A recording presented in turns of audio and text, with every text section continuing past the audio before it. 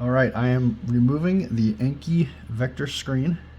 I've already applied flux and a little bit of solder to the tip of my soldering iron, and I'm just going to drag this across and kind of pull up at the same time.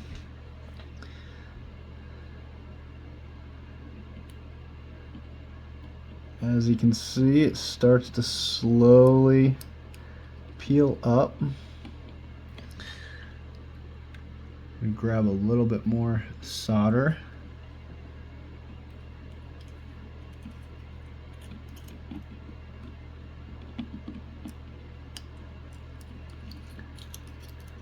It's definitely not the cleanest procedure in the world.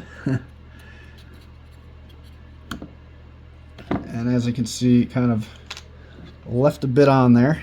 So